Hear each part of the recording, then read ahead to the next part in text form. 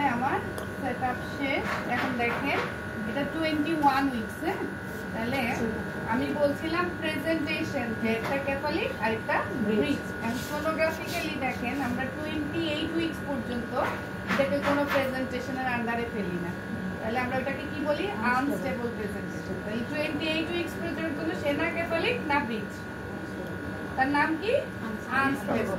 তাহলে 28 পর্যন্ত আপনার যত পেশেন্ট আসবে সেটা হচ্ছে আনস্টেবল, প্রেজেন্টেশন লিখবেন আনস্টেবল। আফটার 28 উইকস আপনি কনফার্ম করবেন সেটা ক্যাথলিক নাকি ব্রিজ। ঠিক আছে?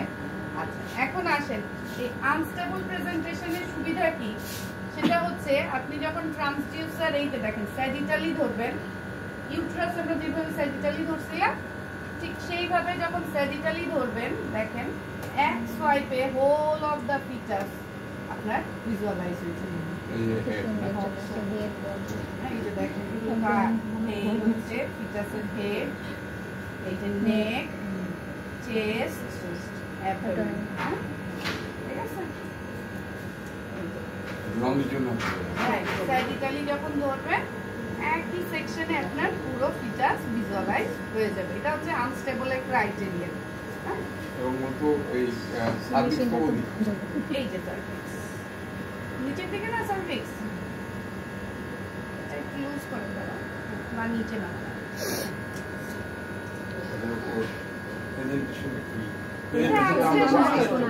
আনস্টেবল। যে 28 পর্যন্ত আমার প্রেজেন্টেশন কি আনস্টেবল। সার্ভিক্স পাইছেন? এই হচ্ছে ইন্টারনাল লস। এই যে দেখুন আনস্টেবল সবাই দেই। এখন দেখা যায় কিনা দেখেন, দেখা যাচ্ছে অস লেভেল। এই হচ্ছে ইন্টারনাল লস। তাহলে এটা হচ্ছে আপনার।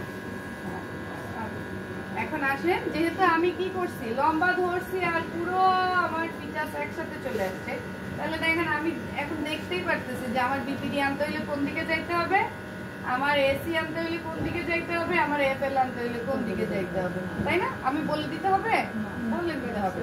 তাহলে আনস্টেবলের এইটাই হচ্ছে স্ক্যানিং প্রোটোকল, যে আপনি কি করবেন ট্রান্সভার্সলি ধরে যদি দেখেন যে এই দেখেন উপরে যাচ্ছি নিচে যাচ্ছি পুরো ফিচার্স এক সোয়াইপে আসতেছে আমার, তাহলে প্রথম কাজ হচ্ছে আমি স্যাজিটালি ধরবো।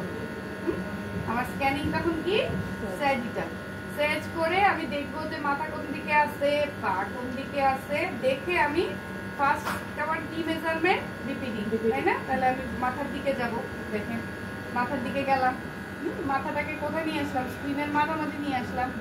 এখন আমার কাজ কি? আমি ওই যে তিনটা ক্রাইটেরিয়া বলছিলাম সেই তিনটা ক্রাইটেরিয়া ফুলফিল করব। তাহলে দেখেন আমি কি করব, ট্রান্সডিউসারটাকে এখন ঘুরাইতে থাকবো। দেখেন আমি এই যে ট্রান্সডিউসারটাকে মুভ করতেছি, করে করে দেখতেছি যে আমার সেই ডিজায়ার্ড ছবি দেখেন এই এই এই এখন যখন করলাম আমার যে ছবিটা আমি চাইতেছিলাম সেই ছবিটা একদম আমার চোখের সামনে ভাসতেছে, তাই না? তাহলে প্রথমে ট্রেসিং, স্যাজিটাল ট্রেসিং, তারপরে যে ফোকাস সেটাকে সেকশনের মাঝখানে আনবে। এখন হচ্ছে আমি মাথাটাকে আমার স্ক্রিনের মাঝখানে আনলাম, এনে এখন দেখেন আমি ট্রান্সডিউসারটাকে আস্তে আস্তে কি করতেছি, রোটেট। হ্যাঁ, রোটেট করতেছি, করে করে দেখতেছি যে কোন শেপে আমার কি আছে, ডিজায়ার ছবিটা আছে। ঠিক আছে? তাহলে আমি কিন্তু ওই যে ফক্স সেলফি তো আগে ভালো ছিল। এই যে ফক্স এই ভালো ছিল। ঠিক আছে? এখন ভালো। এন্ড মেজার করবে, মেজার। এই যে মেজার এতদিন যা করছেন ক্যালিপার চাপছেন, আজকে দেখেন কোথায় চাপলাম, মেজার বিপিডি অপশন চুজ করলাম। হ্যাঁ, এই হচ্ছে একটা প্যারাইটাল বোন, এই হচ্ছে আরেকটা প্যারাইটাল বোন। কি বলছি? Upper outer to lower inner. থ্যালামাসকে বোথ হাফস ফক্সের সাথে 90। ঠিক আছে? তাহলে একদম তার সাথে আমাদের ম্যাচ করে আছে। হ্যাঁ, সেভ করি। তাহলে এটা গেল আমার কি হলো, বিপিডি। নেক্সট দেখেন আমি নিচের দিকে আমি জানি পা কোন দিকে আছে, এই যে দেখেন এটা যদি অ্যাবডোমেন হয় তাহলে এই যে দেখেন অ্যাবডোমেনের ঠিক নিচের পোরশনে এই যে দেখছেন দুইটা গোল গোল স্ট্রাকচার আসছে। এই যে অ্যাবডোমেন তার ঠিক নিচের দিকে দুই পাশে দেখেন দুটো গোল গোল স্ট্রাকচার আসছে। এই দুটো হচ্ছে থাই। আবার দেখেন ক্লিয়ার? এই যে সেন্ট্রালি যেটা দেখতেছেন এটা ইউরিনারি ব্লাডার, আর এই যে দুই পাশে যে দুটো দেখতেছেন এই দুটো হচ্ছে আমার থাই। এই দুটো গোল গোলের মাঝখানে দেখেন দুটো ব্রাইট ইকোজেনিক, এই দুটো হচ্ছে আমার ফিমার। ক্লিয়ার? হ্যাঁ, তাহলে এখন এইটাকে আমি মাঝখানে আনবো আগের মতো। আমার ফোকাস সবসময় কারা আসবেন, ছবির মাঝখানে নিয়ে আসবেন। আনলাম। হ্যাঁ, এখন এটাকে আমি আস্তে আস্তে আবার আগের মতো কি করব, ঘুরাবো।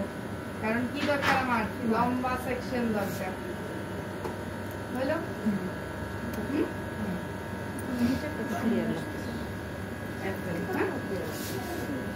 এই অংশ নিব না? ঠিক আছে, এই যে দেখেন এই অংশ নিব এই, ঠিক আছে। তাহলে ওইটা আসছিল কত, 21 সপ্তাহ 5 দিন, আর এটা আসছে 22 সপ্তাহ। কয় দিনের ডিফারেন্স? একদিন। ঠিক আছে।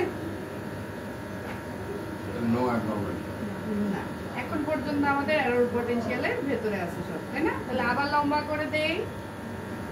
আমি কি নিব এখন? এসি। এই যে অ্যাবডোমেনে আসলাম, দেখেন এখন এটা লম্বা। আমার কি করতে হবে, এটাকে সার্কুলার করতে হবে। তাহলে 90 ডিগ্রি রোটেট করে দিব। হ্যাঁ, কি করলাম, ছিল লম্বা, যেহেতু আমাকে এটা নিতে হবে সার্কামফারেন্সিয়াল মেজারমেন্ট, আমি কি করে দিলাম 90 ডিগ্রি রোটেট। হ্যাঁ, করার পরে দেখেন আমি একটু টিচ করে হার্ট এন্ড ব্লাডার অমিট করছি, আর আমার যে ডিজায়ার্ড স্ট্রাকচার সেগুলো ভিজুয়ালাইজ করছি। দেখেন এই হচ্ছে 1 2 3 অসিফিকেশন সেন্টার।